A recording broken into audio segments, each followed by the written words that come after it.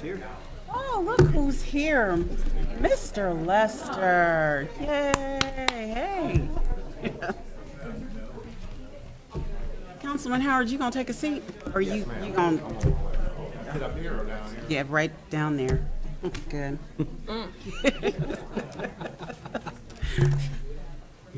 Mr. Howard, we were at the same function today with the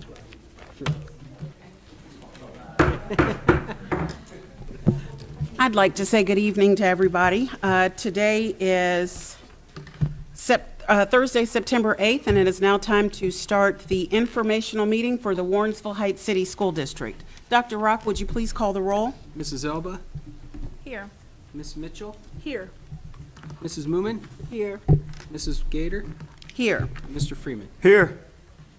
All right, would everybody please stand for the Pledge of Allegiance?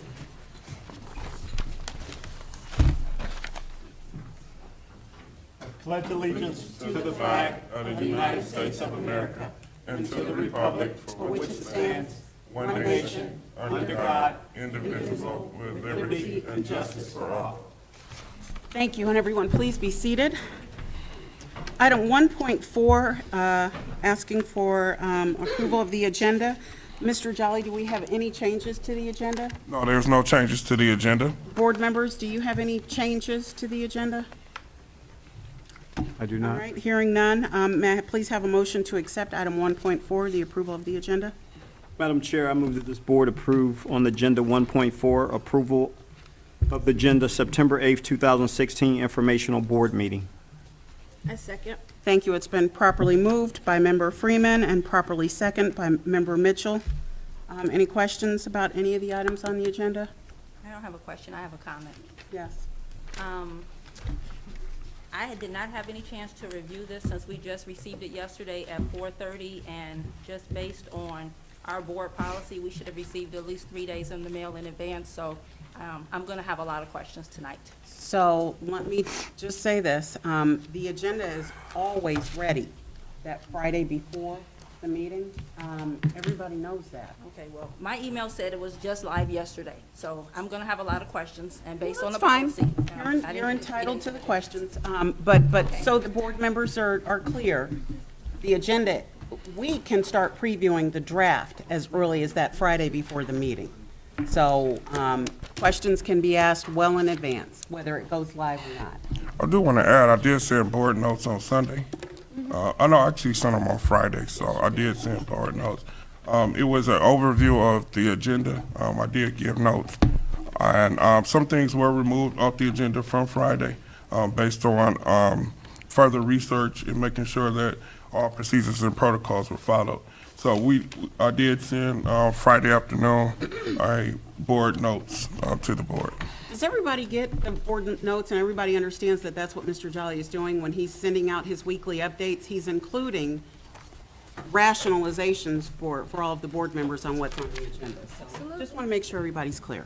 All right, so item 1.4, we had a Need a moved second. and second. No other questions or comments? Dr. Rock, would you please call the roll? Miss Mitchell, Here. Mrs. Moomin, Yes. Mrs. Elba, No. Mr. Freeman, Yes. Mrs. Gator. Yes. Yeah. Motion passed 4-1. 1.5, approval of the minutes. I'm looking for a motion to approve the minutes from July 14th and July 28th. May I have a motion?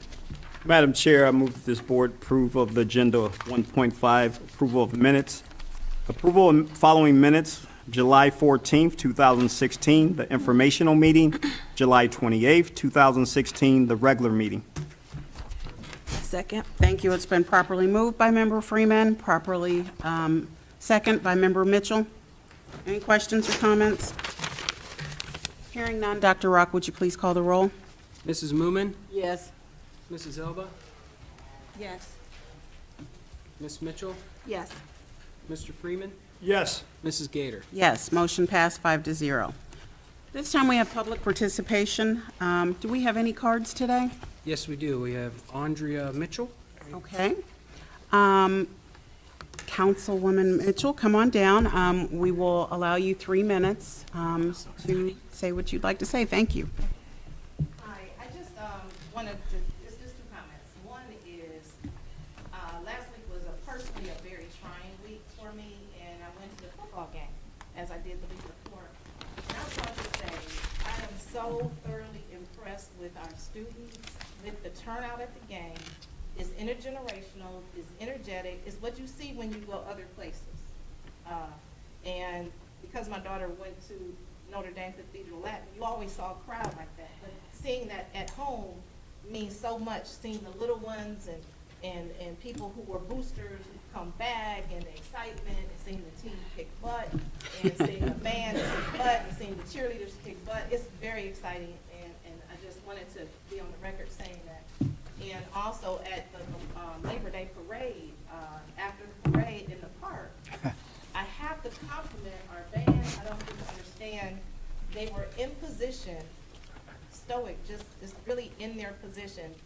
And then the Cardinals from Shaw came over, and an ambush is the word for a group of tigers. So our ambush was under the trees in the shade at attention. And then the Cardinals, a conclave of Cardinals, just came over and started playing their instruments, large numbers and all. But when our strong ambush of tigers played, even the Shaw alumni gave them props. They played about 3 songs, and then the conclave had to fly away. Because the ambush was on. And I'm telling you, it was amazing. It was simply amazing. Our ambush of tiger band members were phenomenal.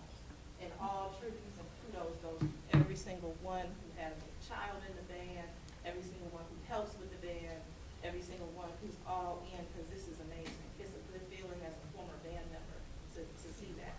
And the final thing is, in light of the Colin Kaepernick stuff that's going on, I don't know how many of us have read the 3rd stanza of the national anthem, but it basically surmises that slaves need to stay where they are. To sing something like that doesn't lift anyone up, but to lift every voice and sing is a wonderful thing, and I would ask if we can consider singing the Negro National Anthem at our events, because it's positive for everyone. Thank you. Thank you very much, Constable Mitchell, for your kudos to the band. We definitely will take your recommendation into consideration. And I just want to say thank you for your, for coming to the games. I know we've sat a couple of times together. The games are exciting. Everybody has something good to say about the band. And for those of you that were at the Orange game, Orange came with 5 busloads of band members. And our little band blew them out. I mean, it was phenomenal. So thank you again for coming, and thank you for your comments. And if you would just make sure that Mr. Keaton gets his proper kudos on behalf of Councilwoman Mitchell. Thank you. Any other cards today? Nope. All right, thank you. Item 1.7, we have a presentation from Jackie Thompson. She's going to go over a nutritional standards report. So come on down, Jackie, the floor is yours. What's her position? Jackie is our cafeteria supervisor, food service supervisor, excuse me. You're fine? Yes, that's great. Okay, the Ohio Revised Code requires an annual report be given to, regarding district's compliance with nutritional standards for competitive foods, a la carte, and beverages. It's presented to the board each year. The intent of the nutritional standards is to limit the access of unhealthy foods and beverages in schools. The nutritional standards must be followed during the regular school day, defined as midnight before classes begin until 1/2 hour after the dismissal time, as well as after school when students are participating in academic or enrichment programs. Warrensville Food Service Department complies with the nutritional standards by following the most recent guidelines for competitive foods issued by the Alliance for Healthier Generation in respect to the sale of a la carte foods and beverages, and will continue to assist principals and their designated people in choosing acceptable foods for building events and for or rewards. Administrators in the district continue to work to ensure the district is in compliance with SB 210 at all times. The report and completion of the appropriate information from the superintendent's safe account fulfill the district's requirement to report to the community and the Ohio Department of Education. That's it. Any questions? Would you just clarify what SB 210 is? SB 210 was a Senate bill passed by Ohio in 2010 that dictated what we could serve as a la carte items and beverages, and then the amounts that the students can receive them. Okay, all right. So, board members, does anyone have any questions based on the report that she gave? No? I do have a question. Ms. Thompson, on the actual lunch, you have to have, and I think me and you talked about this, you have to have a vegetable and a meat? Yes, Okay. there's 5 components to a lunch: grain, protein, it can be meat, peanut butter, cheese, vegetable, fruit, and milk. Okay. And that's what we're serving our scholars, right? Right. The students have a choice of any 3 of those 5, but a fruit or a vegetable must be included on their plate for us to get reimbursement for the meal. And then as far as the breakfast, we're still serving free breakfasts, right? Correct. And they also have, there's requirements there also for so many grains per week. Okay. And a fruit, and 2 fruits and a milk. Okay, thank you. I just want to ask really quick. So, what I thought I heard you say is that they have a choice.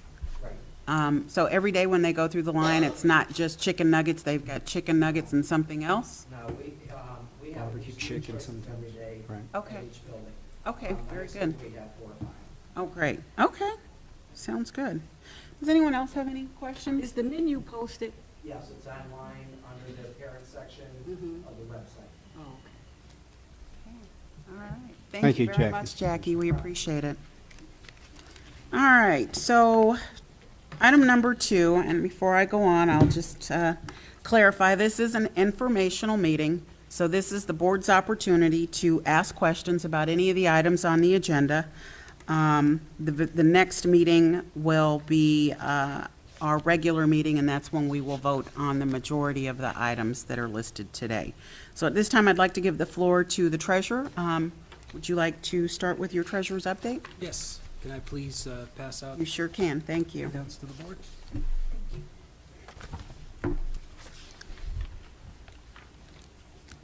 Thank you.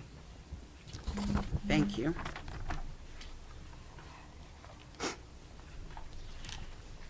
thank you.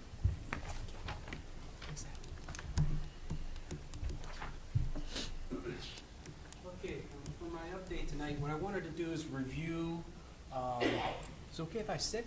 Yes, that's fine. Is to review the process for the budget process. So permanent appropriations, they're due to the county auditor by September 30th each year. That's the deadline we have. And then what is an appropriation? An appropriation is the legal limit that the Board of Education establishes that the school district could spend. In other words, it's the spending limits of various categories, departments, and line items of the annual budget for the school district. The planning process itself is an operating plan that allocates resources on the basis of identified goals and needs of the educational program. And it requires input from all of the departments of the district. So you put all of these pieces together, it flows up the leadership chart, and then we come out, and that completes the budget for the whole year. So there's a lot of moving pieces and pieces to the budget itself. Permanent appropriations include principal building budgets, budgets for the Business Affairs Department, and in the Business Affairs Department, then that's subdivided. There's transportation, maintenance, food services, curriculum, there's a budget for that, transportation, food services, and then also our payroll, the staffing for the whole district. And again, all of this reports up the chain of command. Budgets are built from historical trends, historical data and spending trends, current information. We may have current information knowing that we need this year and it's a non-recurring item. Cost-based items that are based on the number of enrollment.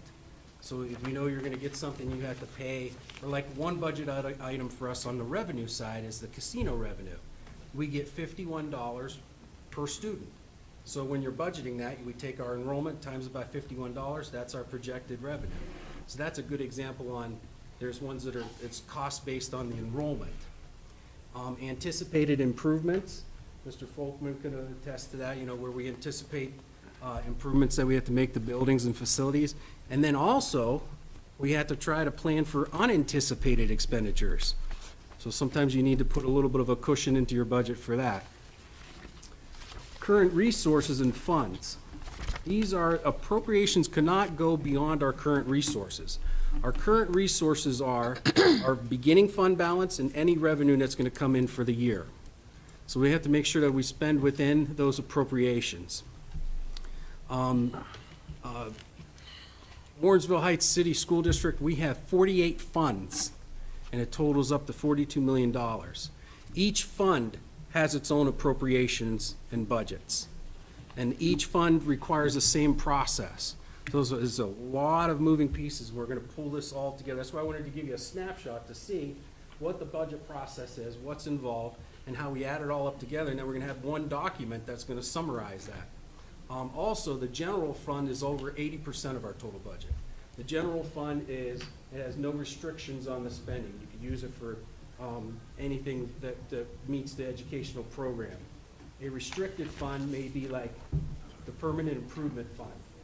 You can only use that for permanent improvements or textbooks or technology, but you can't use the permanent improvement fund for salaries.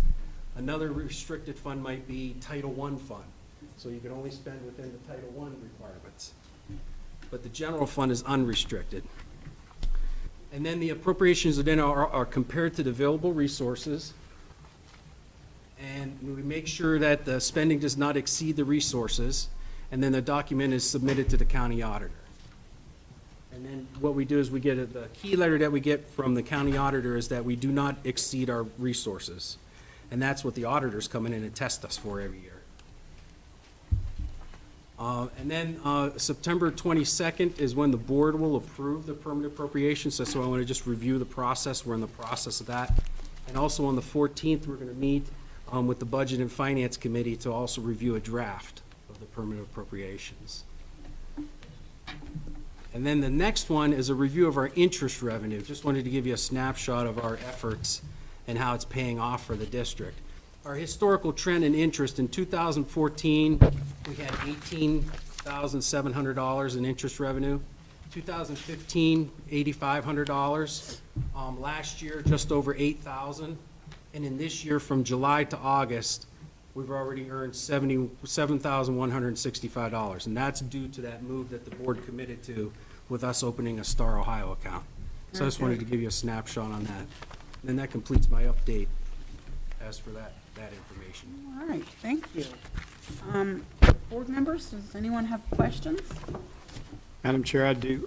Dr. Rock, as far as your appropriations for the 2016 school year, it's got to be down to the state by the 30th, you said? Yeah, it will go to the county auditor. County auditor? Yes.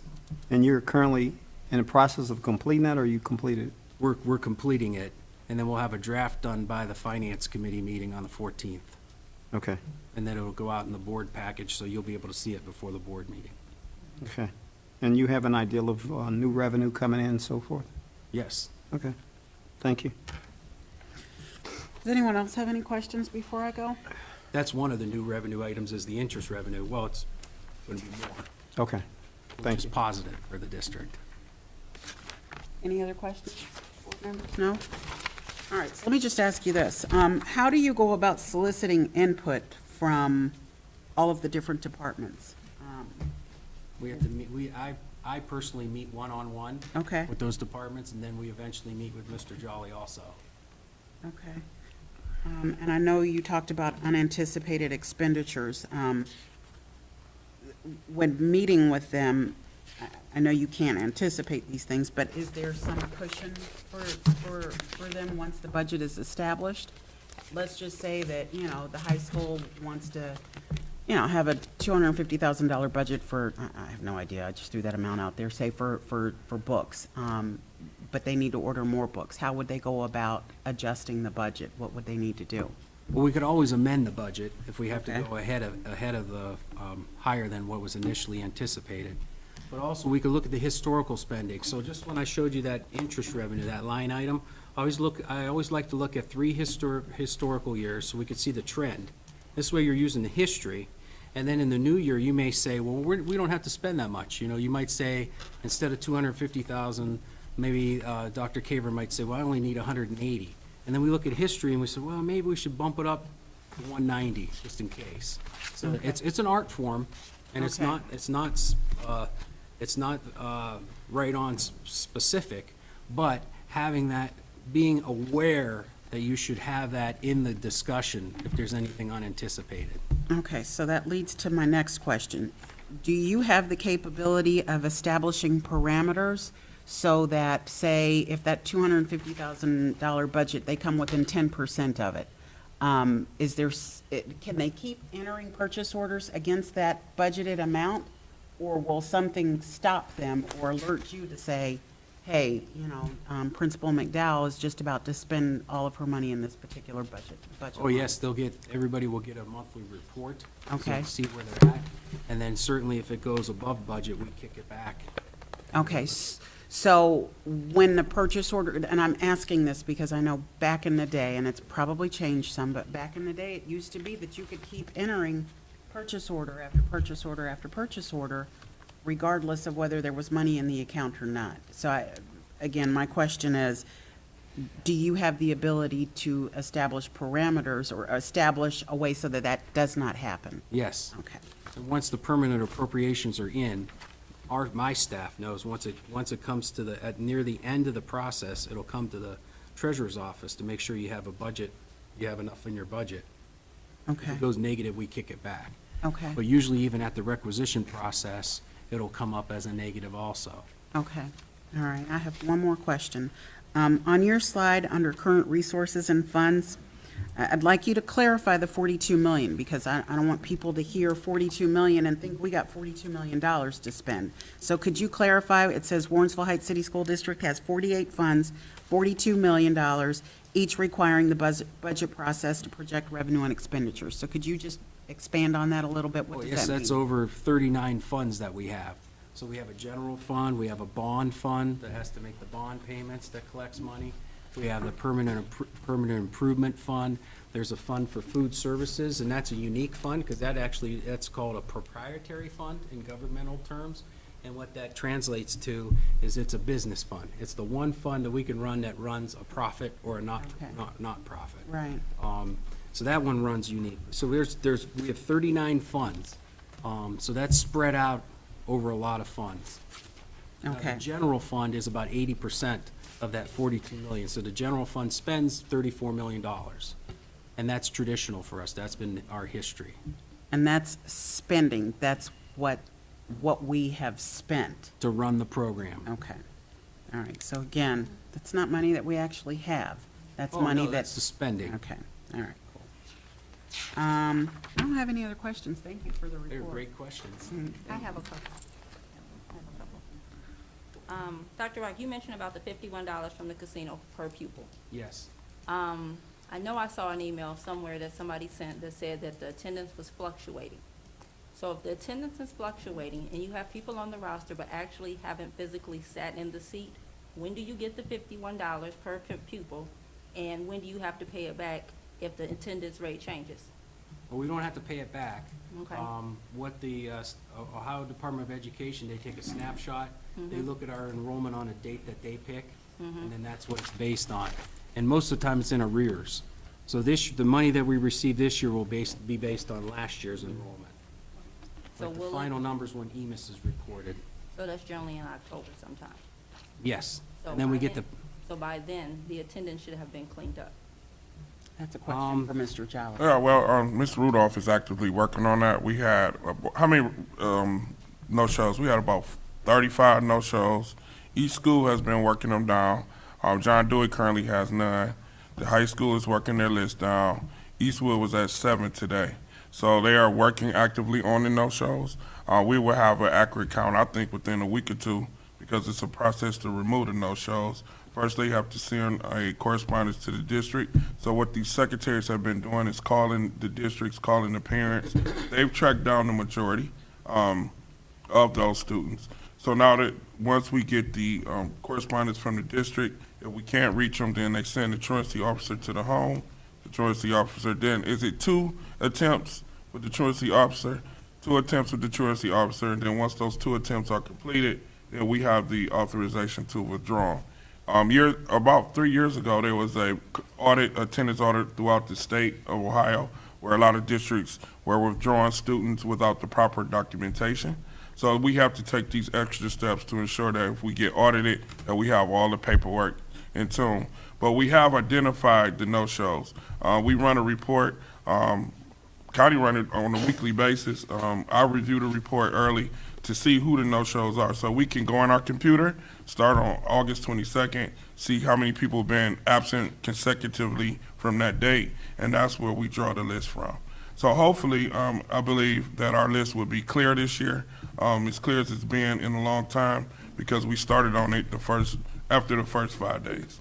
Okay. So, I'm sorry, give me you can have the floor in 1 minute. So, to just kind of clarify then, because your initial question dealt with the number of students as it pertains to Dr. Rock. Yes. It's not affecting it at this point. No, it's in correct? arrears. It won't affect it until October. I know that, but my question is, it will be cleaned up by then. And I heard what you said, and 4 years ago, we were claiming kids that we didn't have and had to pay back a large amount of money.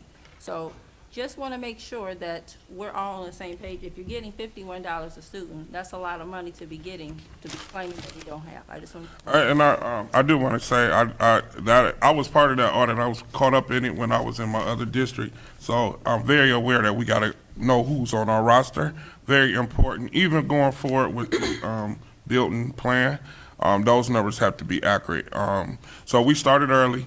We do identify that there's been issues in the past, and that's why we started in day one. I do want to give kudos to all the building secretaries because they've taken a very active role in trying to clear these up.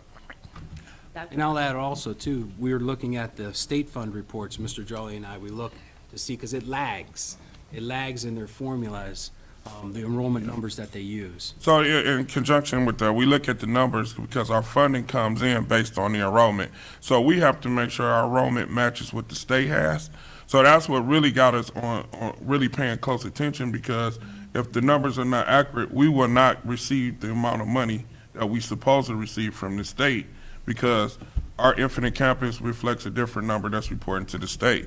So that is another reason why we are very active in looking at the students who go to charter schools, who are going to, who using the different vouchers that exist, the scholarship program, so that we have an accurate number. To do this, Mrs. Rudolph's role was to create it to do this because in the past, as Ms. Elba mentioned before, we had a lot of students who were just, we didn't know. We were carrying students who weren't here. We discovered recently, Ms. Rudolph, we just discovered a student who hadn't been here in 3 years, who was in different places, who showed up to school today to come to school. So we had to deal with it and address it. And we've been discovering those young people and getting their proper documentation so that we can get them off our roll or we educate them, either or. Okay, my second question for you is that, about a month ago on the news, the state had given close to $100 million to the counties in Ohio. Do you know how much of that money that the school district will get from the county? No, that information hasn't come out yet, individually, what's being allocated to the school districts. Now, is they Keep gonna our be eye out. used for certain things, or will that go into the general fund? The general fund of the Cuyahoga County? Yeah, or is I'll that have to gonna check go in into the that. city-county funds?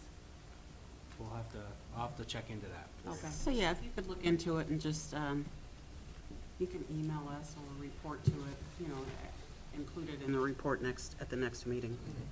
That's from funds from the state, right, Mrs. Elba?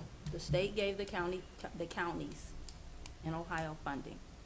I'd be curious to hear what you But find out you can about just that. let me know at the next board meeting, because there may be some people in the audience that may want to know, and they don't get to see our emails.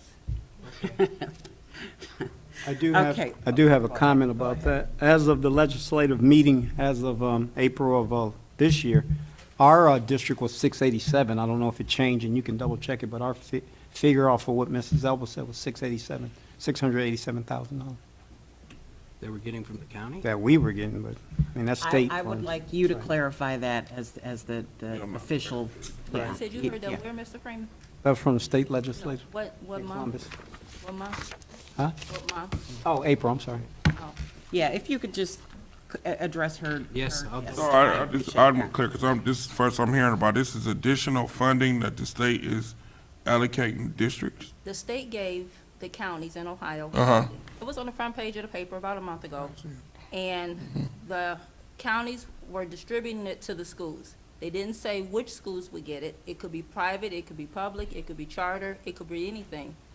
But Okay. I'm just wanting to know, See if we part of it. right. Okay. If we are, how much are we getting of that? And is it funding that's gonna be used for certain things? Because when you get money, sometimes it's only allocated for certain things.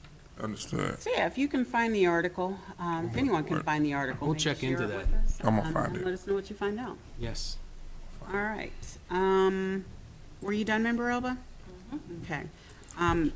Before we move on, would you just clarify as far as ADM week is concerned? So, How does that come into play with what you guys are doing now as far as finding so as students? Dr. Rock said, there's no ADM week anymore? Ah, I didn't hear that, Yeah, okay. there's no ADM week anymore. What the state does now is just randomly select the date to verify enrollment, and they do it 3 times a year. So it's just random. Where before the first week in October was ADM week, so that was historically the date that they took the role of the. So now it's important because all the data is live. It's all live.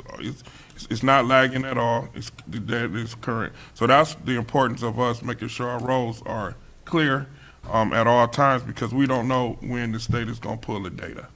So I just want to share this, and this is recent. This is in the last 2 years. Before that, every first week in October was count week, where every school district made sure every kid came to school, got excuse letters if they were absent to ensure that the enrollment was appropriate. Now it's any time, so it don't matter. They checking it to ensure it. Then the funding cycle, which is happening twice a month, twice a month, is based on the enrollment. So that's why we have been taking a very active role in that. One of the issues I do is, and this is something for policy and legislators, is that kids who go to charter schools, so a kid goes to Warrensville, go to a charter school, do not have to prove any residency at the charter school. They go with anything, and then we are the district of residency for them, and then their money goes with the student. So that's another issue, and I spoke to that because it's like $4 million that went out. But again, the pupil personnel department is verifying that when kids go to the charter schools, I can give you an instance recently where we were transporting students from daycares, and their address wasn't a Warrensville address. It was a Cleveland address. So that's when we get that information, that's what Ms. Rudolph and her team does, is go verify, are we responsible for that student? And then we found out there was 2 students that we weren't supposed to be transporting, but we were. So this is very intricate work. It's hard for us to get kids back from the money back from a student. So when a kid leaves, they take the money, but it's hard for us to prove that the kid is not a Warrensville resident, which affects our budget. So it only affects inner ring suburbs. So I want to share that because it's not a real concern of other districts because they don't have a big influx of people going to charter schools.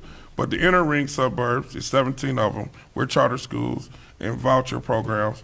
This is a big problem. Cleveland Heights is going through this issue right now. We're trying to recoup the kids who left that moved out of Cleveland Heights, but Cleveland Heights is still responsible for the students. So they going through it, we going through it, all the inner rings, the same issue.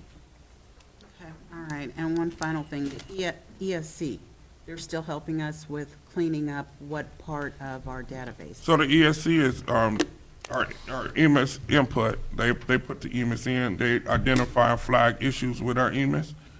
That is reported to Ms. Rudolph, who then goes to different entities in our district to solve the issue. The ESC is monitoring to ensure that we have the appropriate reporting in, and they're monitoring to make sure it's accurate. So one of the issues we had in the past is that people were putting it in, but it wasn't accurate data, which results in bad information being reported to the state. We're still working through that because, again, we just made the transition. So now the ESC gets the reports from the state. They input the data that we provide them. If there's an issue, Ms. Rudolph is informed. She goes to the appropriate person, or she does it herself. It puts the right data in, they verify it, it goes to the state. So that's the process, and I think that process will make sure that we got clean data. Okay, all right. Thank you very much. And if I could just add something on there, because this is a great way to segue into this, is on our state funding, since we're talking about state funding and enrollment, the formula with the state is very complicated. If you wanted to simplify it, it's number of students times $6,000 gives you your funding, okay? But there's three options that could happen. So like if you did that for us, it wouldn't come up to the right number, okay? That's because we are on the guarantee. So when they made changes in law, every 2 years, the state funding's pretty much changed through my whole career. So I've seen it change 6 times now so far. Every 2 years, there's a different formula they're doing. But they're back to this formula by the student, okay? When you're on the guarantee, when they did all those changes, if there were districts that were gonna dip like a roller coaster and go down, they said, wait a minute, we're gonna guarantee you stay at least here. So that's the guarantee district, and that's where we fall. Another district might be the one that's actually on the formula, where every time one student changes, it goes up by $6,000 or comes down by $6,000. And then the other one was the districts where they got drastic increases. They were going up the roller coaster, and the state said, wait a minute, we can't afford that. You could only go up so high. So they put them on the cap. So you have three things that could happen. You could be on the formula, you could be on the cap, or on the guarantee, and we're on the guarantee right now. But we have to really watch that information, because once you go onto the formula, then you really have to be watching it, because then it'll move, it'll change as is. But right now, as of now, we're on the guarantee. All right, that's good information. Just wanted to add that. Thank you. So continuing on with the rest of the items under the treasurer's report, is there any additional information that you would like to share with any of the items? Nope. Okay, does anyone have any questions about 2.3 or 2.4? Cash reconciliation, you'll give that at the end of the month, right? Yes. Okay. I have a question about 2.4. It's 280,000.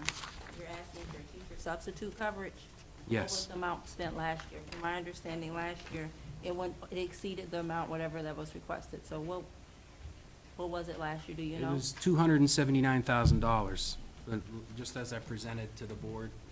There was a spreadsheet that I presented Okay. last board meeting. Yeah, it added up to 279,000. And that information came from where, member? That where you heard it was more than, did it come from the treasurer? No. Okay. That's the best source for information. It might have been half of the year, we actually paid subs, so it went through payroll, because I had to, when I put that spreadsheet together, half of the year up till January, and then from January to June, we were getting the service through the ESC.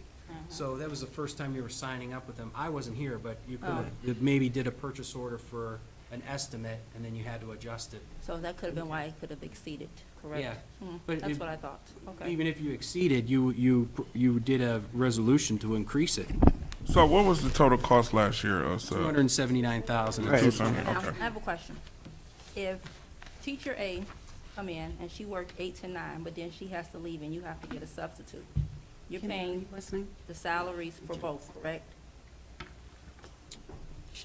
Yeah, because a teacher's gonna be either, well, it depends if they're sick or, what their leave Say is. that one more time. What was your question again? Say that one more time, please. It was if a teacher leaves, do we pay both salaries? When the teacher leaves, though, they have to allocate time. So they will have to allocate sick time or personal leave during that time. Okay. And then that's their time they earn, so that we would be paying them and Yeah. the sub at the same time. So- But we'll be deducting from their personal time or their sick time. Exactly. So Yeah, the if they're sub using works up- how many hours and get the full pay? Hmm. Kenny, how many hours? How many I'm sorry, hours? if you don't mind me asking. Yeah, I don't know. If it- full day to get the full day. You can work a half a day and get half a day's pay. Okay. But if they work in an hour over 4 hours, don't they get the full pay? Yes. Okay. Okay. So anything over 4 hours, they get the full pay. Correct. Okay. So I would say a principal would be advantageous if you have a person there that they work the whole day. You assign them other duties, you put them in the classroom with somebody else to ensure that they earn their pay. To maximize the efforts. Mm-hmm. Okay. Any other questions? For me. Thank you very much, Dr. Rock. Thank you, Dr. Rock. Appreciate it. Item number 3, we have no recommendations from the superintendent. Item number 4, Superintendent Jolly, I'll let you go ahead and take the floor at this time and address the items that you're recommending. Yes, item 4.1 is police officers. These are substitute officers in case Warrensville officers are not available to serve in any of our events.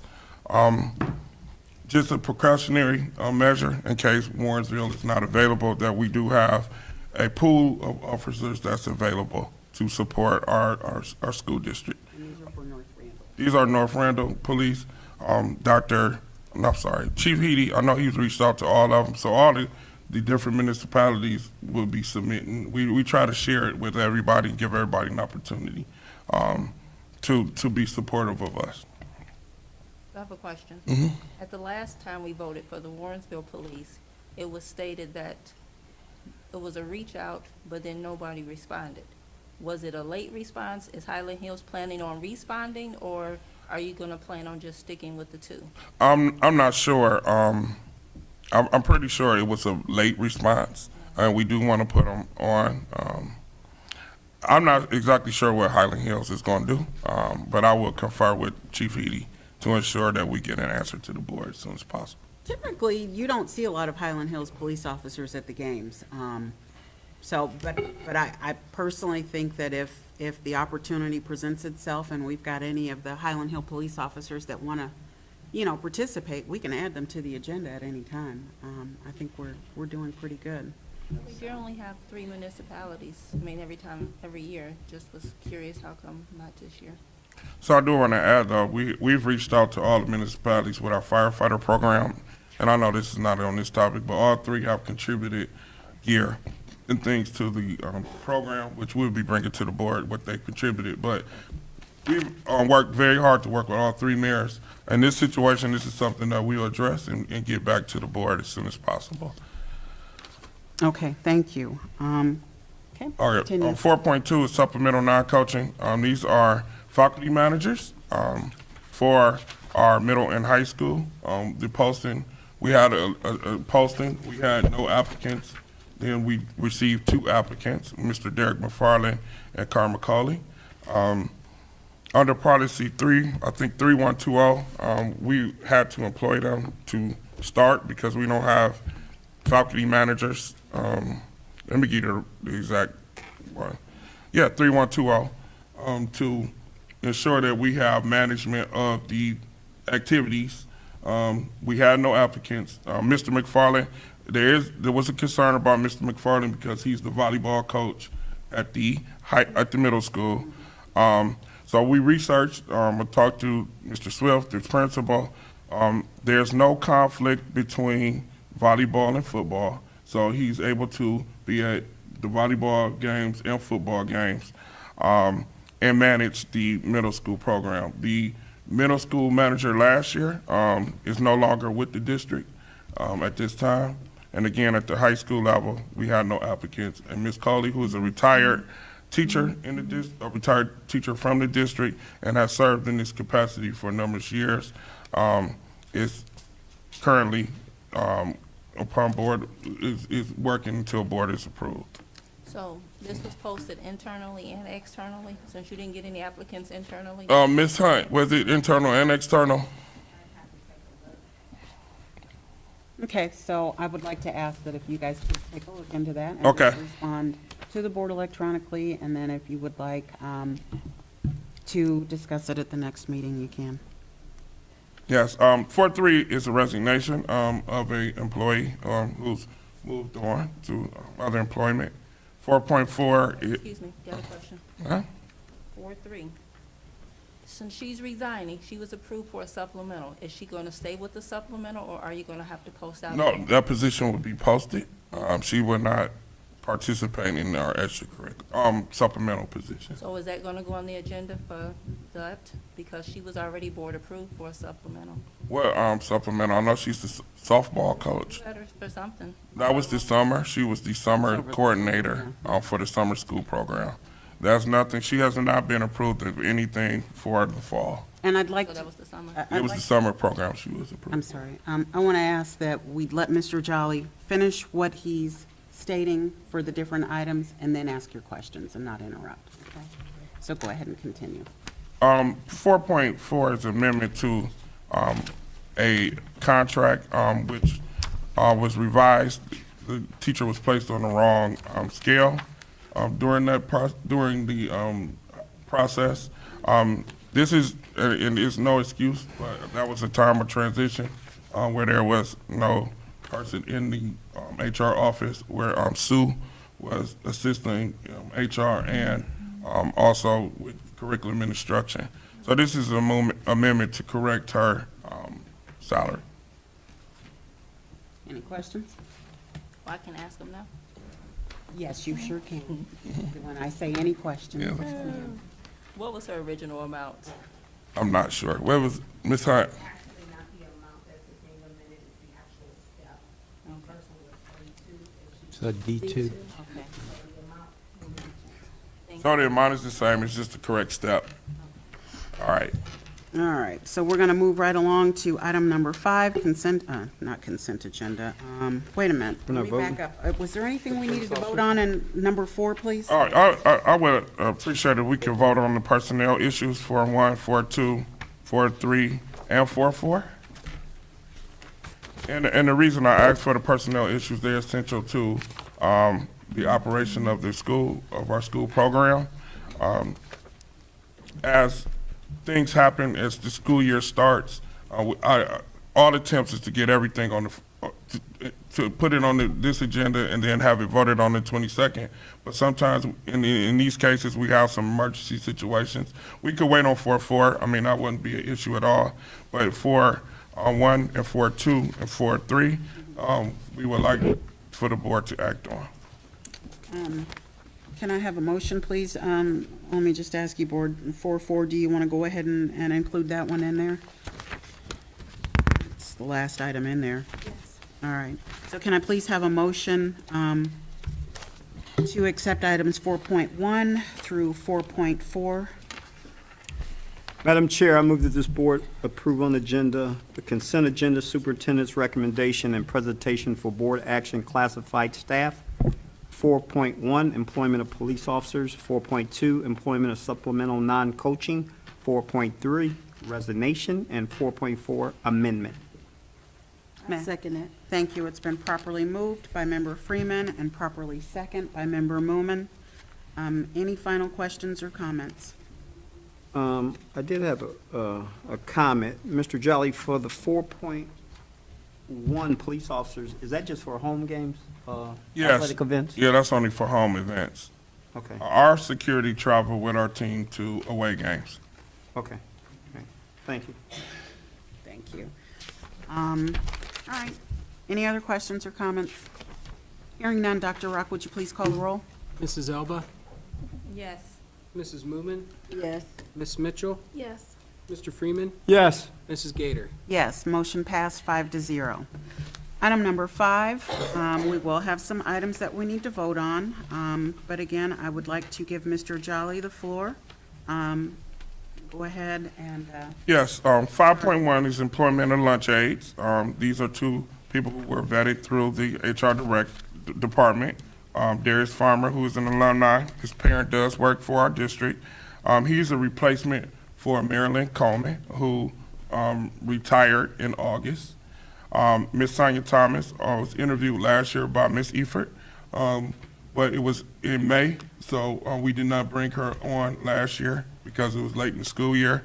But she's a replacement for Stephanie Blevins, who resigned in, I think, March of last year. 5.2 is resignations of young people that's moving to other employment. 5.3 is a termination of an employee. 5.4 is substitute food services. This is a young person who has experience in food services and custodial work. Okay, all right, so is the only one 5.1? 5.1 is desperately needed.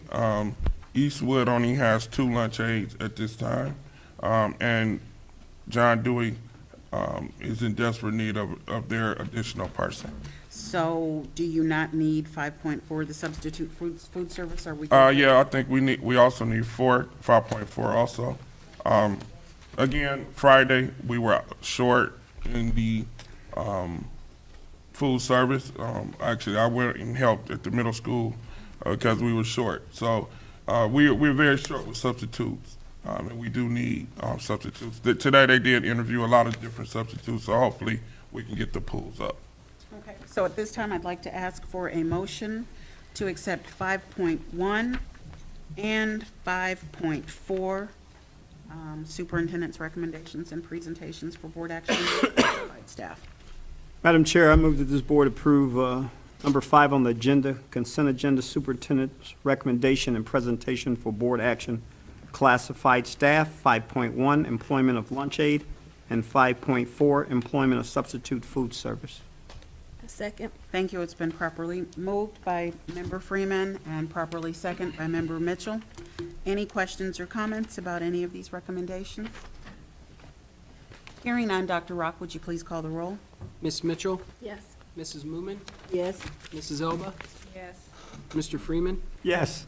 Mrs. Gator. Yes. Motion passed 5-0. Mr. Jolly, can we please get a date for 5-4, please? 5.4? Okay. Hold on 1 minute, Mr. Jolly. What is Yeah, the issue? that's, The start 5.4 date? should be September 11th. I wrote that on my paper. Thank you. It should be September 11th, 2016. September 11th. Yes, Thank that you. should be the start date. Until So if we can just make sure Alicia captures that. June 1st?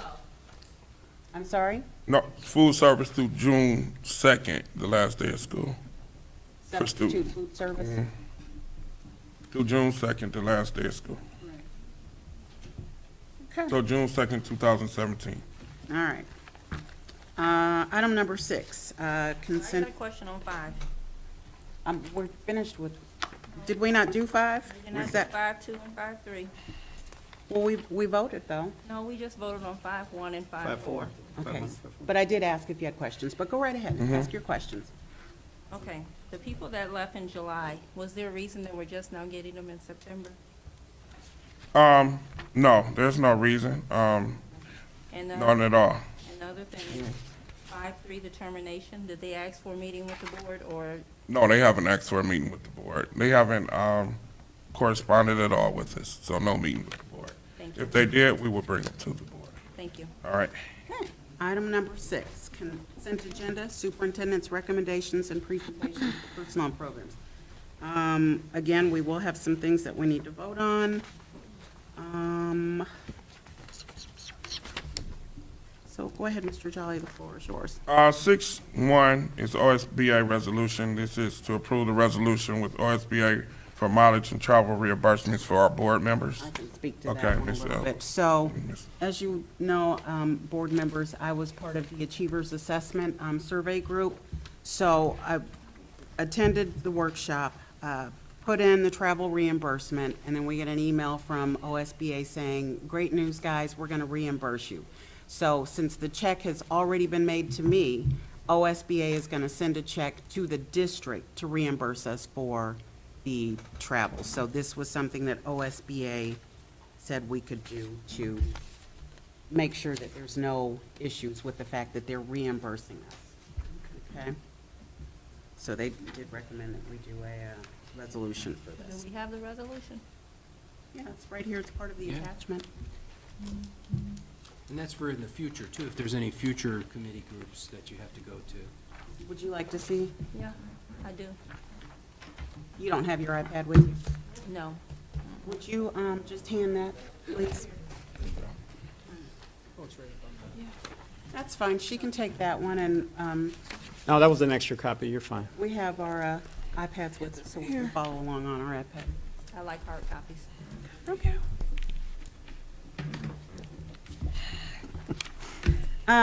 Go ahead, Mr. Jolly, 6-2. Okay, 6.2 is credit recovery. Currently, we have over 100 students in our district who are needing credit recovery services. This summer, so last year, we made it free for all students who needed it. We didn't have a successful passage or completion rate. So this year, we are offering, like summer school, $65 per credit hour. We had great success rates this summer when people actually paid for it. And the $65 will offset the cost of personnel that we need to support the program. It's very essential we have a program because we do have students who are credit deficient who need to catch up with their credits. We do not have the names of the teachers at this time, so we wanted to have the program approved. And then we'll move forward with the teachers at the next meeting. 6.3 is dancing classrooms. We used dancing classrooms last year. It is a program for social development program at our STEAM festivals last year. Our students, it brings art to life, allows students to make learning meaningful. The cost is $12,000, but there was a $6,000 grant that offset the cost. It'll be for 4 classrooms at Eastwood, grades 4 and 5. There's no start date on here, but it would start the week of September 26 through December 2016. Through the end of December, so. Yeah, through December, we say December 31st, 2016, even though our last day of school is December the 16th. December the 16th. Okay, thank you. But this was a program that we found was very, it helped our students be engaged in learning. 6.4 is an amendment, updates to our student parent handbook. There were 2 updates in it. The principals' names were changed from the principals last year to the new principals. And then also in fraction 5 on page 43, it moved from a level 1 to a level 2. That infraction dealt with tobacco, use of tobacco, black and milds, and so forth. Not marijuana. No, nothing, no drugs or anything. It's tobacco. Okay. 6.5 is agreement with the Cleveland Hearing and Speech Center. This agreement is to provide interpretive services for students whose IEP allocate those. 6.6 is the Literacy Cooperative Agreement. This program in conjunction with John Carroll, who trains our young people to tutor our John Dewey students in grades 1 to 3. Last year, we had 10 students involved in the program. The data, 100% of the students who participated in the program showed growth from fall to spring on our NWA, and 1 student showed 3 years worth of growth. Wow. Wow. So these are basically our seniors. So this year, we want to incorporate juniors so that we don't have to incorporate the cost of retraining all the students again. So this year we have to retrain everybody because they were all seniors in the program. So the cost is the site coordinator, so we have to have a site coordinator, the tutor and the trainer, and the supporting materials, which are 180 books, and this is paid out of our Title I, which supports increasing of literacy. 6.7 is ProCare therapy. This is a replacement for North Coast Therapy. Once we contracted with North Coast Therapy, they indicated that they could not fulfill the contract, so we had to go out and seek another company to provide the services. PSI affiliates 6.8 is our nurses. Board Member Elbert brought a great point last year about us not having full nurse coverage the entire day. There was an incident at the high school where a student was ill before the nurse got here, which was at 9 o'clock. The student was ill at 8 o'clock, so we had to call ambulance and so forth to help the child. So now we have extended the services so that the services start when kids come. So the nurses are here at 8 and are here for the entire day. So that's an increase of $31,000. But again, this increase, it's really $10,000 a year. It's a 3-year agreement, but it provides coverage for our students from our nurses from the time school starts to the time school ends. And then 6.9 is delegate training. That's Dr. Rock. Yes. Describe that.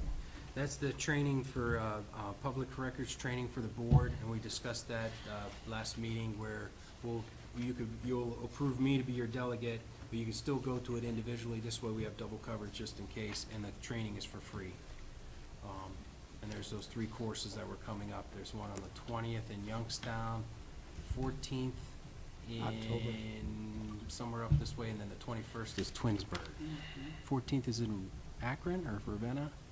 I think it's Ravenna. Youngstown. Youngstown, I know Youngstown's the September one. And we have Twinsburg.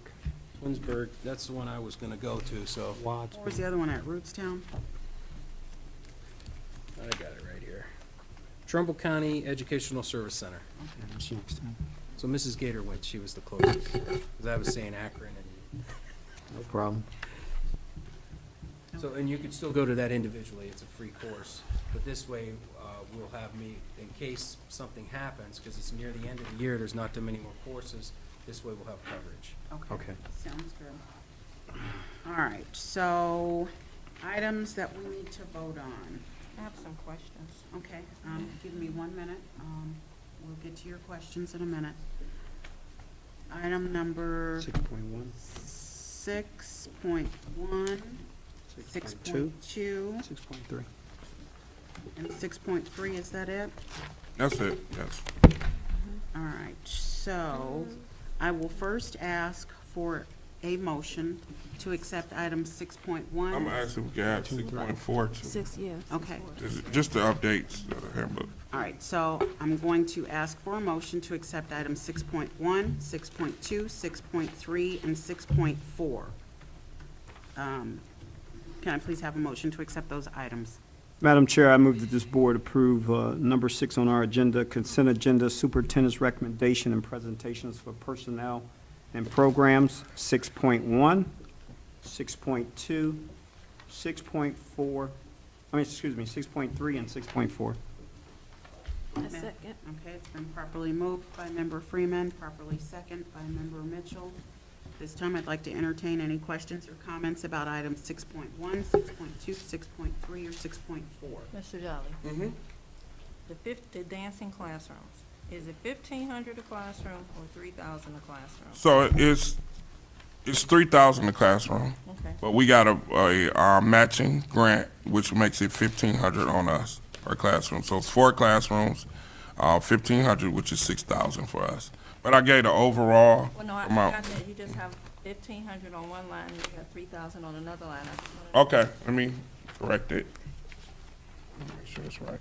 At a cost of $1,500 per The first classroom. paragraph says 1,500 a classroom, then the very last sentence says 3,000 for one classroom. Okay, yeah, so, But it goes on to say Northeast Ohio fundraises 1,500, so the district is only responsible for 1,500 per classroom.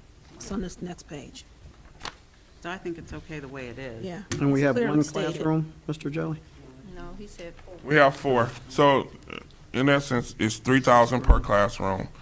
We get the grant for 1,500, which costs us 1,500 per classroom. So, 15 times 4 is 6, okay. So does that clarify it for you, Member Ella? Mhm. Okay. 6,000. All right, any other questions about 6.1, 2, 3, or 4? For the credit recovery program, how many staff people do you need to really make that program successful? so to really make it successful, we need a coordinator, to coordinate, and then we need a teacher for each subject, because it's an online curriculum, so it's on the computer. It's through Play-Doh. So we have 10 Play-Doh licenses.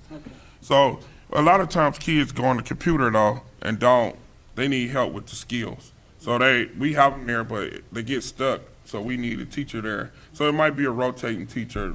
One day might be English day, one day might be math day. But we gotta have a teacher there to help them when they're on the computer. Okay. I have a question about that. These are all 12th graders. 12th graders are priority. So we start with 12th graders, but if they don't fill the licenses, we filter it down. My question is, are the parents and students waiting till the last minute to take the classes, or are they being notified late that they're short on classes? So the part of the guidance counseling process should be when you fail a class, you should know that you have to repeat it. So the summer program, and this is one of the issues that we had in our district, is that we offered it, we had credit recovery during the day. This was last year, the year before, and we had it after school, but it was free of charge. So people did it or they didn't do it. They didn't really take advantage of it. Kids were aware that they had to take the class, but it was free, so nobody really took it serious. So this summer, what we found, and I hope I'm answering the question. I don't know if I am, but this summer, we put the charge on it so that people who really want to take the class, take the class. So kids are aware. All seniors have a meeting with the counselors. They should have had a meeting with the counselors. I'm not sure if those meetings have been held, but they should know their exact standing, where they are in reference to graduating, and what they need to do to graduate. This morning, I met with a kid this morning and went through his transcript to show him what he needed. So I think that process has begun. I'm not sure if it's complete. The high school principal not here to verify it, but every senior should know what they need to graduate before the first 3 weeks of school, so they're in the right classes. So that's the seniors. Are there any other class in this credit recovery, 10th, 11th? Currently, there's no one in it. In the summertime, there was all classes. So it's 9th graders, 10th graders, 11th graders, and 12th graders. Who came with the money got in the class. That's how the summer was. This year, the priority is seniors. So seniors get first priority. If they don't pick it up, then we go to juniors. If they don't pick it up, we go to 10th grade. But it's only 10 slots. So it's for seniors. And we also have opportunities in the day for credit recovery for students because we have repeater courses in the schedule. So kids who need geometry, we have a repeater geometry class and other classes like that. I hear what you're saying. I guess my question would be, how is the word getting to the parents before the 9th hour that Johnny needs this class?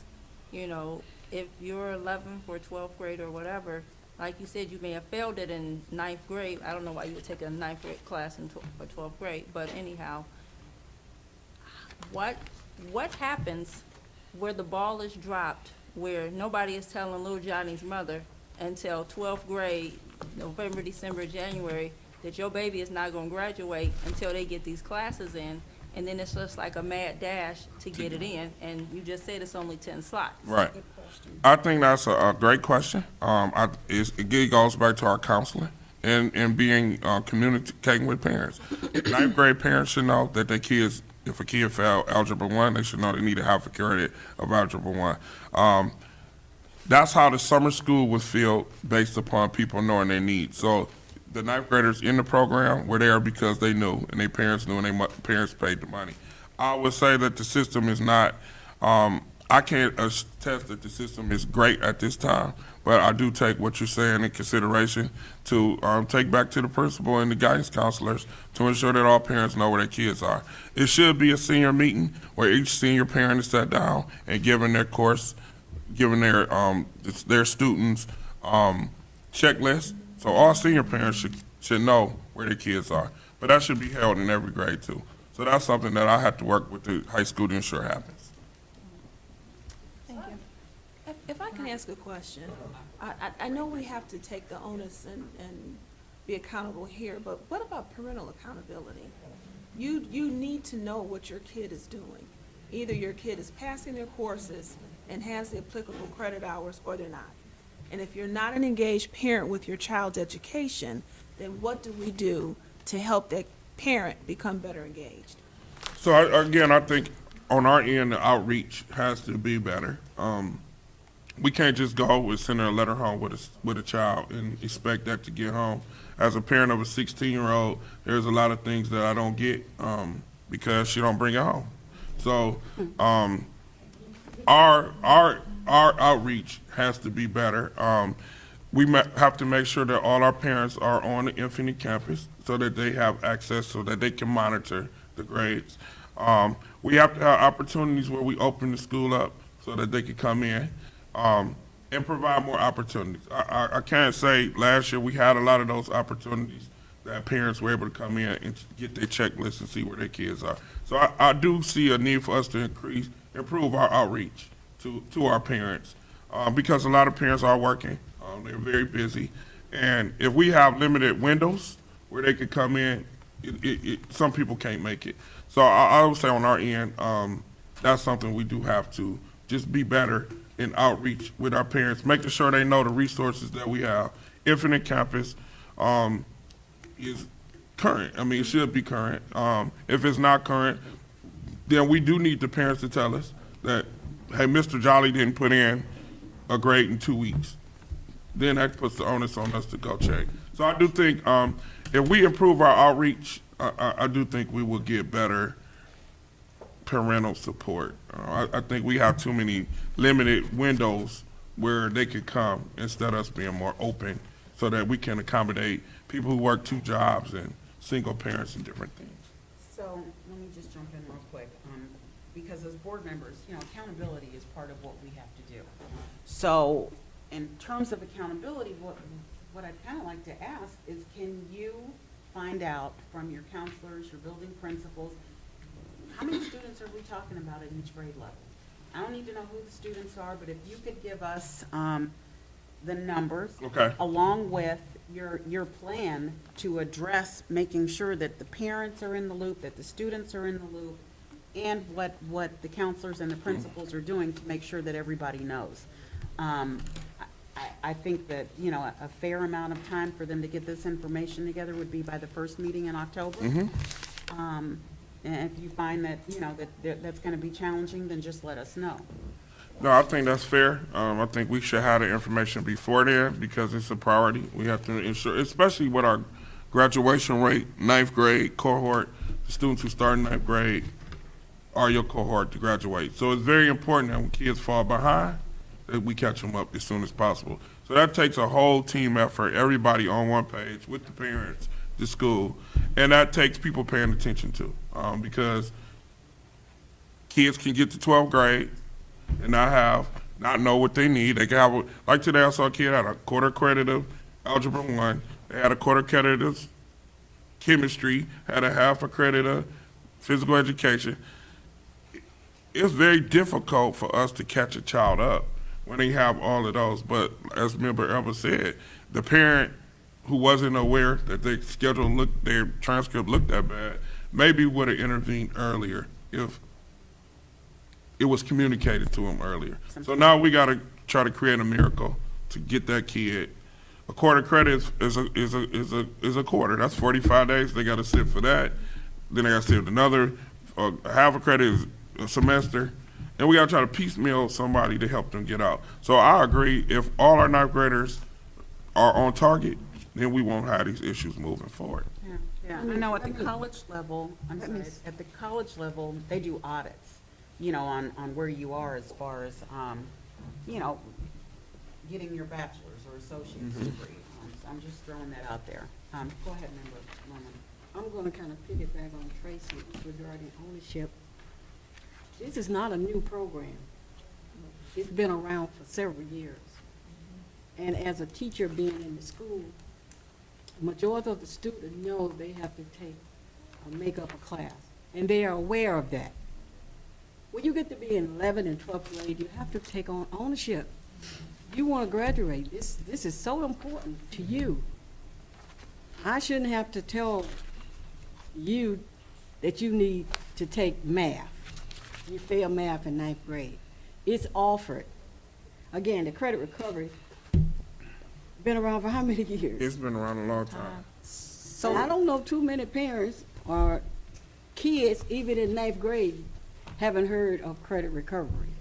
So let me say this, as a parent of a child who only wants to do as much as he has to do, Oh. if I would not have stepped in and made sure that the teachers were upgrading Infinite Campus, or if I was not communicating with those teachers on a regular basis, that kid wouldn't have walked across the stage, because it didn't matter to him that he didn't have all his credits or that he wasn't passing a class.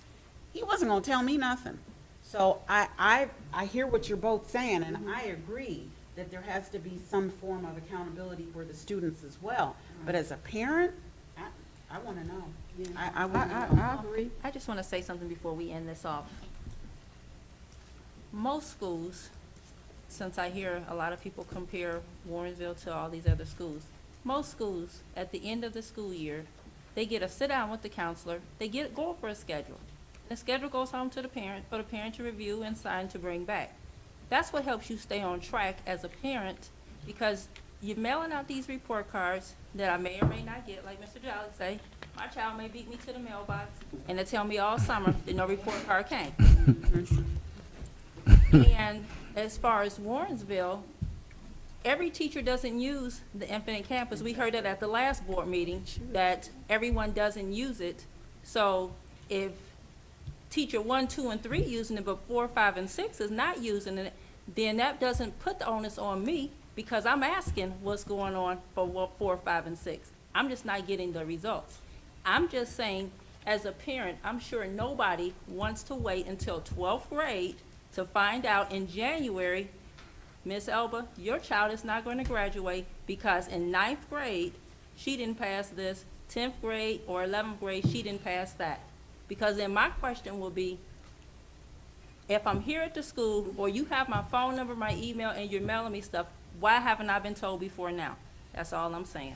So I'm gonna wrap this up, because I think the best thing to do is to address this by what I'd mentioned before. If you could get that data for us, if you could tell us how many students per grade level are lacking credits, and if you and your staff could come up with an action plan to ensure that parents are getting this information. Yeah, I talk. I do. But I think that this would be something good to bring back to the board and open that discussion up, okay? I have a question about 6.4 though. Yes, ma'am. How are we gonna get this information out to the families and the students about the changes, especially with number 5 being revised? It's currently in the handbook. We revised the handbook, so it's revised. The parents, students have the handbook already with the updates in it. Is it possible to have this handbook Is posted it online? Right. Can we get it online? Yeah, we can't put it online. I thought it might be online, but I'll check and make sure it's prominent on the website. So is the handbook good for, it is good for all buildings, right? Yeah, it's the Okay. same handbook for all buildings in the district. All right, so that's another action item. So yeah, we could, you could let us know that when that's done. Okay. That would be great. All right, any other questions on 6.1, 2, 3, or 4? Okay, hearing none. Dr. Rock, can you please call the roll? Mrs. Moomin, Yes. Miss Mitchell, Yes. Mrs. Elba, Yes. Mr. Freeman, Yes. Mrs. Gator. Yes, motion passed 5-0. All right, so, 6.5, 6.6, 6.7, and 6, well, you know what, you said 6.8 is the one that you want? 6.7. 6.7? 6.7, the physical therapy. All right, It was so- already approved with the other company, but we had to. Just a Gotcha. name change. Gotcha. Yeah, just a name change. All right, so let's go ahead and get a motion to accept that one, and then we'll backtrack and address the other items in case anyone has questions. So 6.7, may I please have a motion? Madam Chair, I move that we approve the consent agenda superintendent's recommendation and presentations for personnel and program 6.7 agreement with Pro Care Therapy, Inc. I second. It's been properly moved by Member Freeman and second by Member Mitchell. Any questions or comments about 6.7? Hearing none, Dr. Rock, would you please call the roll? Mrs. Elba, Yes. Ms. Mitchell, Yes. Mrs. Moomin, Yes. Mr. Freeman, Yes. Mrs. Gator. Yes, passed 5-0. So now we're going to go back to 6-5, 6-6, and 6-8, and 6-9. Does anyone have any questions or comments about any of those items? I do have a question for you, Mr. Jolly, on 6.8 PSI Affiliates, Inc. Did they give any rationale, or is that just cost of doing business, why their prices went up to inflate? It went up because it incorporated an additional hour per day per building. Oh, okay, So it's 4 additional hours per day per building. okay. That's why the cost increased. Because normally it was 9 a.m.? Yeah, they would start at the high school at 9, and I think John Dewey at 10, and Eastwood at 10. So we moved them to 9 and 8. So Okay. as soon as school start, the nurses here. Okay. Instead of last year, I it got was you. an hour delay. Staggered. Thank you. So I got a quick question, since we're on 6.8. I didn't catch this before. 5.9, amend agenda item 5.9 dated June 26, 2014. It's wrong. Yeah. Yeah, I'm yeah. Right. So- What is it, 2016? Yeah, let me get the correct date. That's,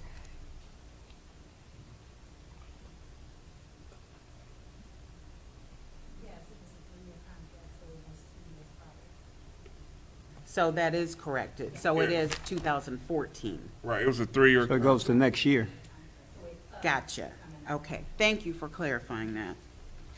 All right, so it's fine the way it is then. Right, Okay. 2017. Thank you. All right, any other questions or comments about any of the items listed?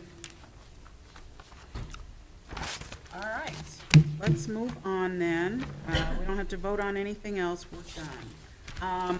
Item number 7, unfinished business. Committee reports. Do we have any committee reports? I will just state that Budget and Finance, as Dr. Rock said, is going to be meeting on September 14th, which is Wednesday. Yes. I know we have confirmed with Lillian Moore from Highland Hills. We've confirmed with Santanya Jones, who's Mr. a Howard. CPA, and Mr. Howard will be as well. And then Member Mitchell and myself will be serving on that committee, and Mr. Jolly and yourself will be in attendance. Yes. Okay? All right. Any other committee reports? I have a question. Oh, go ahead. I just wanted to remind all board members, and I think you guys already talked to Alicia, our board secretary, for the September 19th ESSA, Every Student Succeeds seminar at Cleveland State on the 19th at 6 to 8. Board Member Mumin, What's going on that day? if you can, and I know you know about it, Michelle, but Schedule. We almost scheduled the Audit and budget and finance. Okay, gotcha, okay. that's the 19th, September. All right, And we registered the whole board.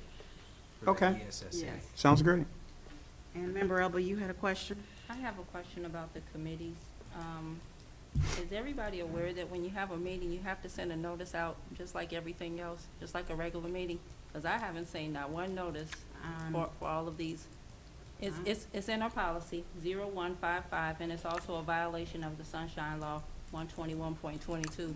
Says that we are supposed to be sending out notices when you're having any type of meeting.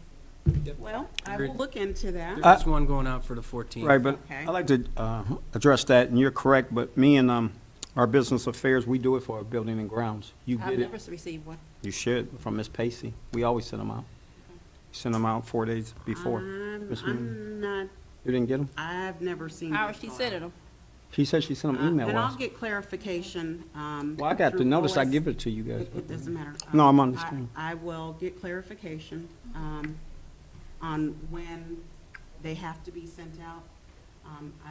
I don't believe that it has to go out for every committee. It's best but practice if Yes. it's It's a best practice, but- board-sponsored It's in your committee. policy. Whoever created these policies, it's in there. Ours are Okay, sent well, out we'll get 100%. clarification on that for this meeting here. But it is going out, but we just Okay. finalized everything today. Appreciate it. Thank you. All right, 7.2, Administrative guidelines for purchasing. So that was the discussion that we had before? I Yes. just wanted an update on where you were. Yes, we've gotten some sample guidelines from a couple of school districts, and now I'm just waiting for, I want to follow up with OSBA, to see if they have some samples, and Neola, and then pull all those together and start to meet with Mr. Jolly and come up with a draft, and Okay. some ideas with all those sources. All right, roughly how long would you anticipate something like that? I think no later than 1 month. Okay. And that's just considering, because we're working on the Hold on 1 budget. minute. Hold on a minute. We're in the middle of a discussion here, so if we could just hold on 1 minute. So the first week in October, around the same, does that sound? Well, like a month from First- now, like give us, First, okay, so we'll say the second meeting in October. yes, All right. at the latest. That's just because we need some extra time, because we're working, finishing the budget for the 14th. That- And then that's we go, fine, we roll just- right into the 5-year forecast.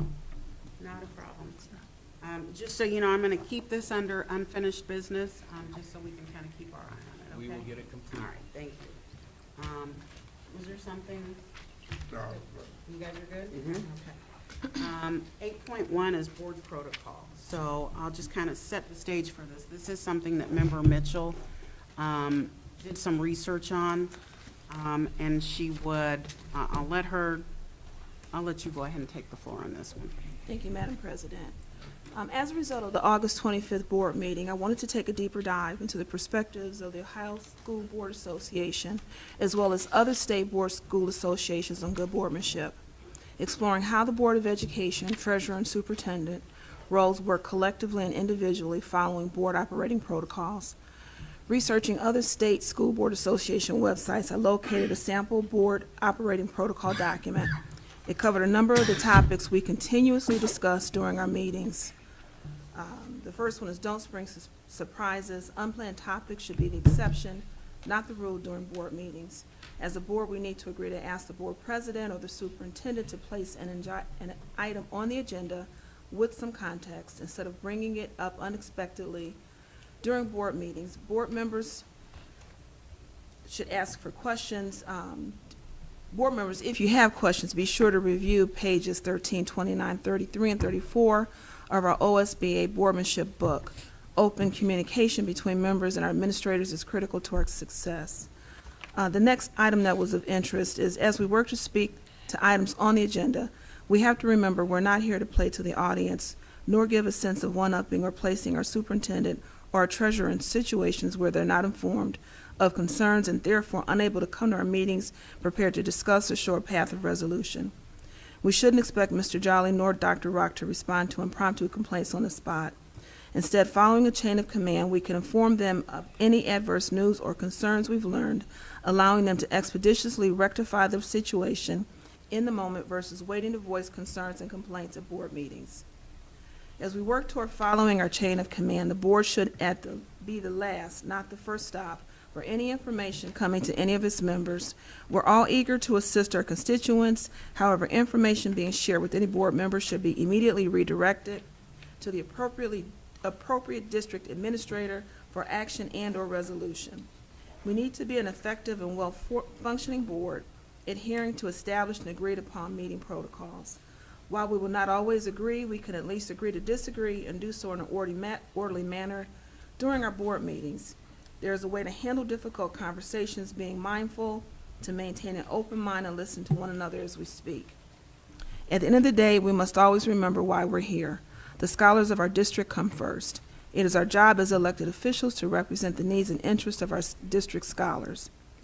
There are additional protocol statements in the recommended policy. However, I chose to highlight these few in light of our current meeting environment. The recommended board policy speaks directly to operationalizing and practicing good boardmanship. We have a policy that addresses board ethics, but not one that addresses board protocol and operating policy. It's been being presented today, so I'm asking the board members to please take time to review it, share your feedback with either Board President Gator or myself so we can have the document updated. We can then facilitate the first reading of the new policy at our next meeting. As a note to the community, this is not new. Other districts craft board policy to help maintain a sense of decorum for board meetings. In fact, this exercise of creating board protocols was discussed during a Warrensville Heights City School District Board Member Strategy Session held earlier this year, and it's throughout the boardmanship book written by OSBA. It's important that we work together for the good of the scholars. Thank you. Okay, all right. So, I don't know if everyone has had an opportunity to review this, but like she said, this is basically stating how we want to operate as a board, how we want to conduct our meetings, the overall environment. It is not something new. It is something that a lot of districts do, and it is established through OSBA and other school districts. So again, I'd like to ask you all to take a look at it. We are asking that this end up being adopted as policy. And if you have questions, comments, or concerns about any of the items listed on this board operating protocol, then now is the time to ask, or we can discuss it at the first reading at the next meeting. I have a question, Ms. Mitchell. Who worked on you with this? We worked with our attorneys. No, I said who on the board worked with you on it? I worked with this myself, thank you. No, I'm just asking a question.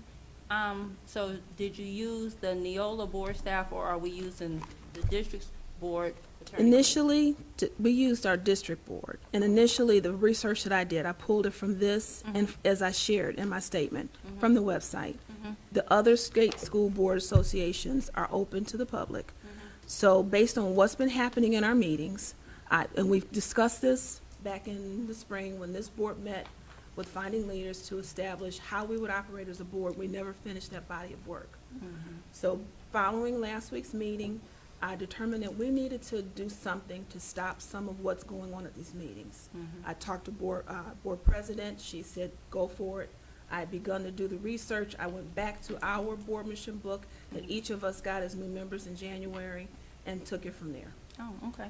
I think you did a great job. Thank you. However, it violates policy 10118, where it says the entire board establishes the policy, and that's why I asked who established it. So, okay, I just We're not wanted to. establishing policy. We're bringing it, let me finish. We're not establishing policy here. We're bringing it for recommendation. Okay. When you recommend, it means that we sit down as a board and discuss it. That's when the policy is established. Okay, well, we didn't sit down. That's why I asked. We Now. put it on the That's- agenda that's to okay. discuss today. That's okay, Mrs. Mitchell. You don't have to So- go any further and explain. I just wanted to put that out there that we didn't discuss, but that's fine. Go ahead and And we continue. don't discuss, Member Elba, because at the beginning of January, we established committees.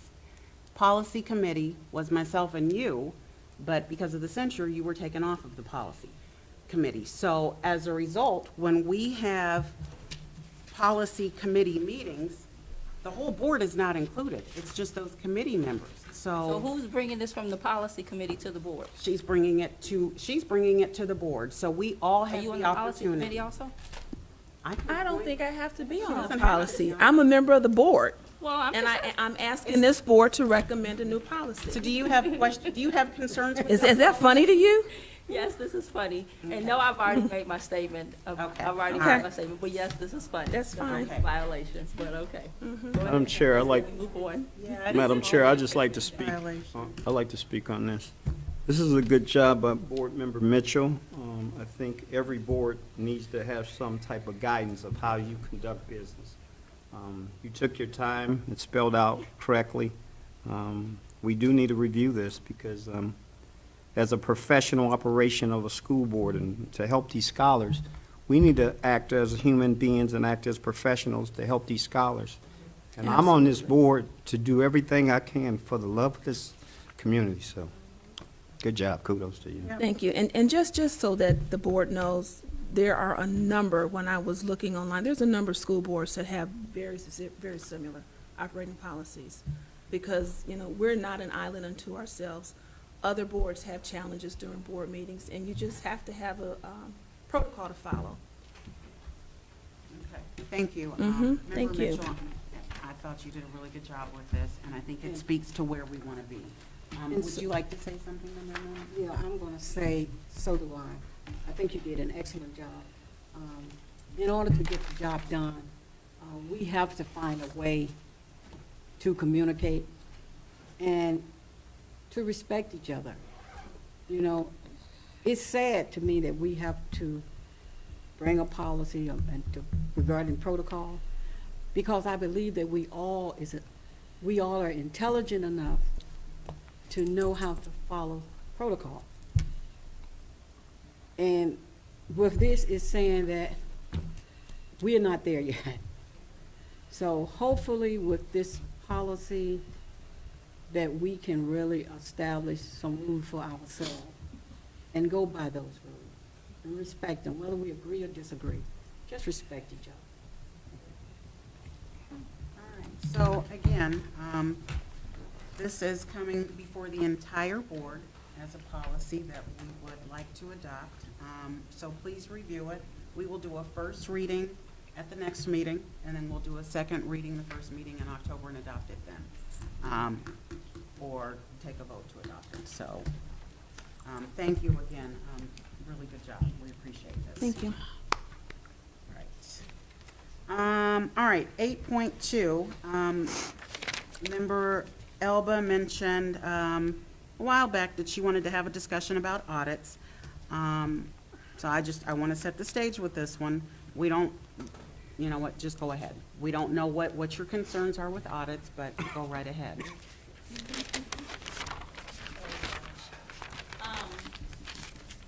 I'm sure, I don't know what you guys know, but we were supposed to have an audit between treasurers, in case anyone didn't know that. And we haven't had one since Dr. Rock has been in that position. Whenever you change treasurers and business managers, there should be an audit done in that department. So, and those are things that are done by the state, and they are free. So, in case no one knew that. But I would also strongly recommend that everyone, community, parents, students, everyone sitting on this board and at this table, read these audits. These audits date all the way back till whenever, and they tell you things that the district should be doing, should not be doing, spending-wise, what we should be spending and what we should not be spending. So when I say that there's a lot of things that we're doing that we shouldn't be doing, read your state audits. Really read them, because it keeps the district out of trouble. It keeps the district from being sued. It keeps us from being on the news. So that's what I want to say. But there needs to be a plan to have an audit in the treasurer's office, because there is a new treasurer that's sitting in that seat. Okay, so two things. Mr. Scott was working on getting an audit done. And if you recall, back before Mr. Gamble left, I put it out there Yes, you about did. doing an audit. Yes. And what did Member Elba say? We don't need one. No, I never said we didn't need one. So, You need one from so treasurer to we, treasurer. we Mr. put it out Mr. there Scott was an interim. that we wanted to do an audit, and even had PFC, Public Finance Resource, to give us an estimate on it. No, but the We were- state I'm- doesn't. I have the floor. Oh, excuse me. Thank you. And we were going to see about having them to come in. And then Mr. Scott came in and said, nope, I've got someone else that can do it. And yes, the state can come in and do it, but the state just did an audit for us recently, right? I have They the do. latest one. So, and now, here's the thing, though. You're saying this is something that has to be done. It doesn't have to be done. It might be a good practice. So, we'll have a discussion But the about. states are here every year. Right, In case they anyone do didn't come know every that. year. They're here every year to audit the school, Okay. every school year. Right, They're so, coming next month. That's right. well, so they're coming, and They're they not usually coming do. for the treasurer's office, they're coming for the school district as a whole, correct? No, they're gonna, well, it includes the treasurer's office, because the treasurer's office is what does all the accounting and reporting. So, And there is an option out there, and I've seen it at some districts, but it's optional to have the state auditors, what they do is they check your bank reconciliation, and it's called a transition of cash balance from the old treasurer to the new treasurer. It's optional, right, it is optional. and they could come out and do that, but, Are you comfortable with the books the way that they are? Do you want to, I mean, I will leave this up to you, because you're the one that has to accept ownership of the books. We do have an audit. I have coming out. ownership as Yes, the you have, licensed treasurer. All right, so let me of the just district. say Record. one other thing as it pertains to the audits that you're referring to from 2004 through 2009. In my opinion, that's based on practices that were happening under different leadership, under different Yeah, everybody was different. So we were doing things differently. We were operating differently. We were probably doing things really wrong. Now, fast forward to our most recent audits, we just got a commendation from the state for the work that we're doing. So I personally don't think that we need to focus on what an auditor said when we know things weren't operating right. We're doing things the right way now. So to keep our eye on the prize, we want to make sure that we continue doing things the right way. Yes, there's stuff in there that we can probably learn from, but I'm not going to run back every time something happens and say, oh, what happened in 2004? We don't want to go back to 2004. We don't want to do things the way that we used to do them. So that's my perspective. And I did want to add, I did look at the 2009 audit before we did the reorganization. And it was based on different financial conditions. At that time, we were looking at a deficit. That's why Randallwood closed and Westwood closed. There was a layoff at the time also. Currently, our financial situation is much different than it was in 2009, which offers us the opportunity to provide our district with resources that we need to move forward. I did present the data from 2009 to current, and there was a steady progression of decline academically from our district. And I don't want to attribute it all to the cuts, but those cuts really spiraled the enrollment loss and academic drop. I mean, the data speaks. I don't know. I can't share that with the board again. So while we do respect the past and the audits of the past and learn lessons from them, we're just in a different place than we were then. And being fiscally responsible, that's something Dr. Rock and I meet continuously to ensure that we are, but also ensuring that we have the right expertise at the table to take the strides that we need to move forward. And then there's different kinds of audits. There's 3 different kinds. There's a performance audit where they'll come in, and those are a lot of the ones that you're mentioning from 2000. If you're going back to 2004, 2009, they'll pick a specific procedure and they'll do a performance audit on that. Okay. Then there's a financial audit, which is required every year that we get from the state auditors, and they test all of our financial records. Okay. Then there's another one that's actually called an agreed upon procedure, where they decide, well, you really don't want one of those either, because that's when they're digging for something that might be fraudulent, or another one that's not fraudulent, agreed upon procedures, and we get that once a year for Medicaid. They come out and agreed upon procedure means we're gonna just do this procedure, and this is what we're gonna test, and that's it, and they'll have a to-do list, and that's it. So those are the different kinds of audits. So you can't just say audit. There's different types that come out and they can do. And then, like I said, it's optional for the treasurer's office. It's called a cash transition, and it's the transition from the prior treasurer to the new treasurer. But that would have been, you would have had to have that in action beforehand, or, I mean, it's after the fact now. But I've seen it where usually the treasurers will request it, because they want to be comfortable to say that, okay, whatever happens from today forward is mine and whatever was before. But I did my due diligence looking at your audit reports and felt comfortable with just starting without that for my option. Okay. But it is an option of the board too. If you wanted to do that, you could have. And when I looked back 3 years, and you had unqualified opinions for 3 years, which means it's a clean audit. There's no problems. And then I even went back further. I had it written down somewhere. I think it's been like 9 years that we've had clean audits. I could double check that though. Okay. All right. Mr. Jolly, I just want to say one thing. The reason Randallwood and Westwood closed, it wasn't because of budget cuts. It was because of low enrollment. Randallwood closed because there was a gas leak over there, and it was unsafe. It was hot in the summer and cold in the winter. That was Randallwood. Westwood closed because there was a drop of enrollment, and it wasn't enough kids to fill all these buildings. Okay. Yeah. Okay, thank you. All right, so is there any other discussion about audits, or can we move on to athletics? Athletics. This is kind of going back. Is this still about audits, though, or is No. this something different? It was something different. No, and I'm not even going to ask the question about athletics. not even gonna ask that. Okay. But I have a question for you. Spot subbing. When they spot sub for 2 hours, do they get paid the full day? No, they should get half a day on spot sub. Anything over 4 hours, it should be a full day. Was anybody monitoring that? I'm not sure. I'm not sure. Did someone bring this to your attention? What's the reason that you're asking this question? I just need to know about our finances. Okay. So that is, thank you for bringing to our attention. That's something that we do need to take a look at and see. Well, are you talking about, well, I want to be clear. $25 spot It's subs a for difference teachers? between spot subbing Yeah. and substitutes. I want to be Right. clear. So spot subbing is when a current teacher covers a class with a teacher who's absent. So that's monitored by the principal on the spot subbing.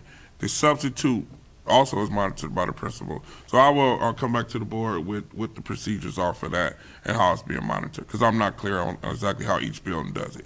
Is there any other information that you're going to need about the spot subs?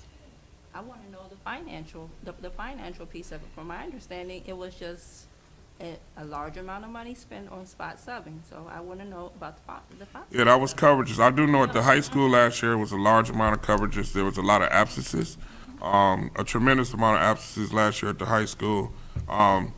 13 staff members left, and we did cover their classes. So it was an exorbitant amount, I think, the last 2 months of school at the high It's school. negotiated, I don't know, right? That's negotiated. Well, you get a spot sub when you don't have a substitute.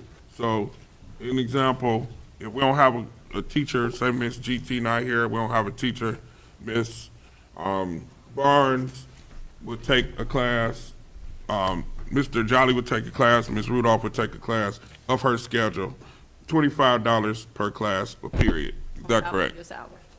It's $25 per period. Right. Per period. So if you got a first, third, and sixth, 3 people take it, 25, 25, 25. It's not prorated per the salary, it's a flat 25. Right. The substitutes are either full day or half a day. So we get a full day sub, it's $195 a day, up to 10 days, 125 after 10. So break it in half, that's how it's done. Okay. All right. All right, so, what the heck? They'll be right there.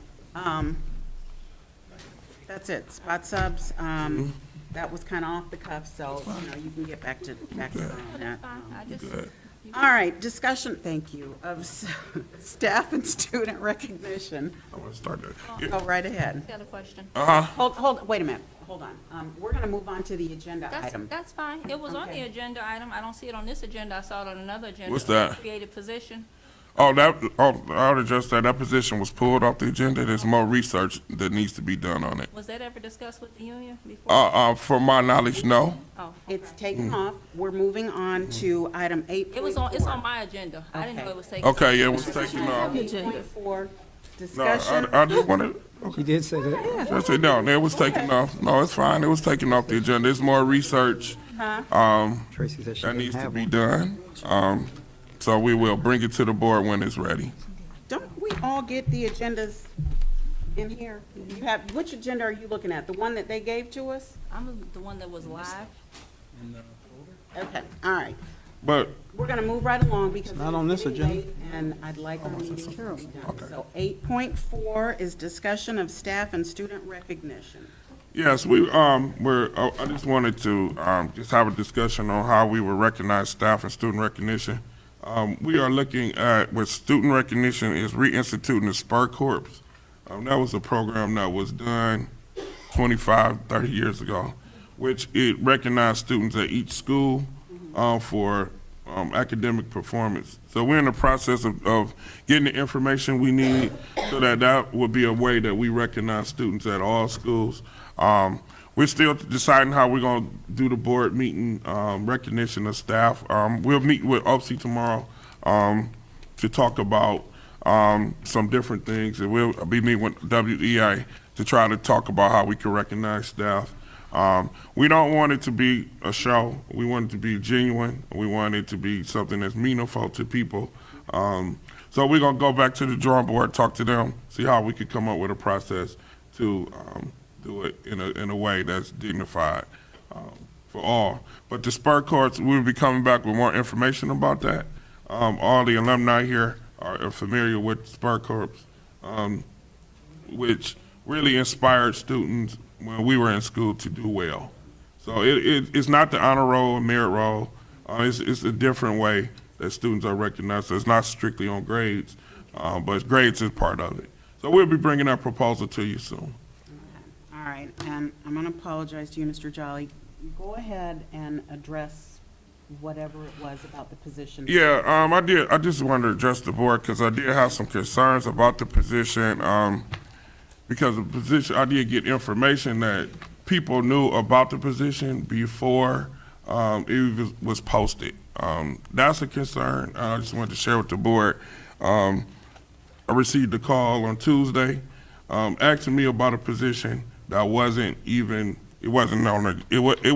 live on the agenda, so no one really knew about it. So I just wanted to share with the board, all the board members, that as we work together, the board, as you all know, the board agenda is kind of moving. As we get information, I'll try to share it with you. But it is a concern that before it could become live, we were fielding questions about the agenda before it became live. So I just wanted to share that with the board. And let me just say this, board, as I mentioned earlier, the agenda is available to the board pretty much as soon as we finish with our agenda planning meeting. So as you see things coming on, if you have questions, the best person to go to, best people to go to is either Mr. Jolly or Dr. Rock or myself. We don't go to, anybody else. This is who we get our information from. So again, the agenda, it's just a draft until we make it live. And Maddie likes to try and have it done by Wednesday at noon. So you have all that time in between to review the agenda and reach out and ask your questions ahead of time. And that's not to say that we can't ask questions, and we should ask questions at the informational meeting, because some of the questions that we ask, somebody else in the audience might have the same question.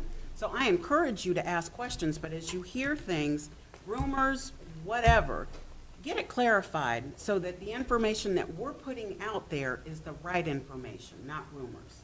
So I'm sorry that information got out. I don't know. Yeah, I don't know. I just It wanted is what to it share is, that. But at this point, you guys are going to go back and make sure that you've had the proper discussions with the right people before it comes to the board. Exactly. right. We did, it wasn't handled, we were trying to rectify the situation.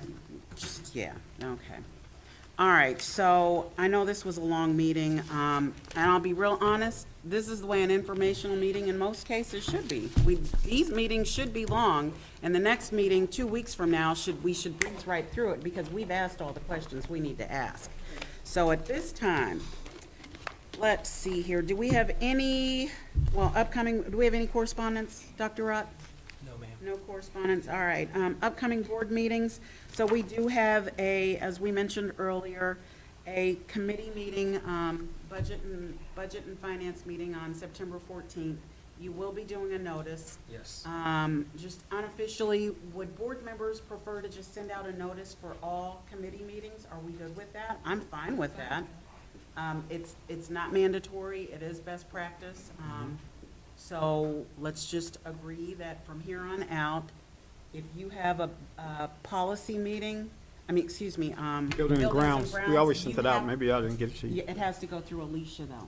Oh, I'm Doesn't go sorry. through Pacey. Alicia said she wouldn't Yeah. handle it, but I'll tell her. No, Alicia handles all meeting Okay. notices, She so. said not for me. Okay, all right. So next meeting is September 14th, and then after that, it's September 15th, strategic planning session. This is our third session. We have one more after that. And then our next regular meeting will be September 22nd. Informational is October 13th. I want to thank everybody for coming out. And I know we still have to adjourn, but I want to acknowledge a few people. We have Councilman Howard here. I'm sorry, well, I just drew a blank on your last name. Stewart, Councilman Stewart is here from City of Warrensville. We've got Mr. Merritt here, former board member. Councilman Mitchell, thank you for your kind words and for being here as well. Michael Carter is here from the YMCA. We have Cheryl Henderson from OPSI and, Pam, I don't have my glasses on, Pam, but I see you. Pam Barnes is here from WEA and everybody else. Thank you so much for coming out. At this time, can I please have a motion to adjourn? Madam Chair, I move that we adjourn this meeting, September 8th, 2016, informational. Okay. Second. And I need to talk to you. Second. I second. Talk to Pam and then I need to put in your ear. Okay, it's been properly moved in second. Dr. Rock, would you please call the roll? Mrs. Moomin? What did you say? Mrs.